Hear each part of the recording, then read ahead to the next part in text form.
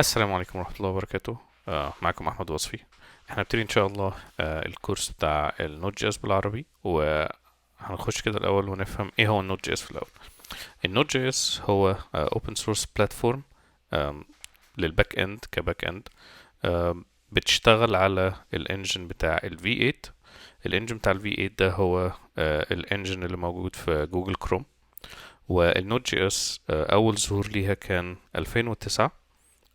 كانت فكرتها ان هي بعد ما اول فيرجن من كروم او من اوائل الفيرجنز بتاعت كروم اتعمل لها ريليس، وكان فيها ال V8 انجن اللي هو المحرك اسمه V8 اللي بيقدر يشغل الجافا سكريبت. استخدموه علشان خاطر يشغل الجافا سكريبت مش بس في البراوزر، بس علشان يشتغل في الباك اند. فكرة الجافا سكريبت ان هي لغة واحدة ممكن تبقى تتكتب في الفرونت اند وفي الباك اند. علشان كده هنلاقي حاجات زي الميرن، وفكرتها ان الناس تبقى فول ستاك جافا سكريبت. يعني انا يبقى عندي ديفلوبر بيكتب جافا سكريبت، الديفلوبر ده يقدر يكتب فرونت اند ويقدر يكتب باك اند.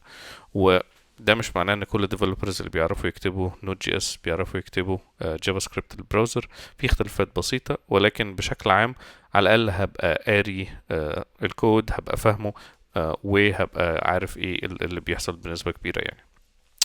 لو اتكلمنا عن نوت جي اس او الجافا سكريبت في العموم حتى في البراوزرز، فكرة الجافا سكريبت ان هي الاكسكيوشن بتاعها على الانجن بتاع الفي 8، او لما بتيجي يتعمل لها يعني تشتغل في الران تايم، بتبقى شغالة على سنجل ثريد. السنجل ثريد ده معناها ان هي في اكسكيوشن ثريد واحدة هي اللي بتعمل اكسكيوت لكل الجافا سكريبت الموجودة.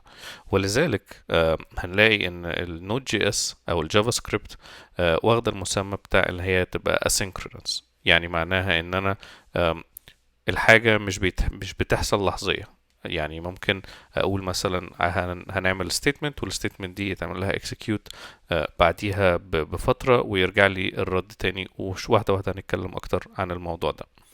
ولذلك هنلاقي ان بحكم كمان ان الجافا سكريبت الاول اتعملت للبراوزر، هنلاقي ان هي الى حد ما event driven.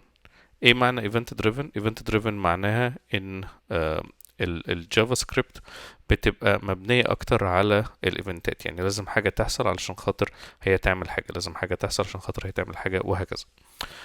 واحدة واحدة هنتكلم برضو على الاركتكتشر اكتر، وهفهمكم الاركتكتشر بتاع الجافا سكريبت في الاكسكيوشن بتاعه في النوت جي اس وبيشتغل ازاي. حاجة من الحاجات اللي برضو هنقولها هي الفرق ما بين ايه هو النوت جي اس والفرق ما بين الام بي ام، علشان خاطر الناس بتلخبط ما بين الاتنين.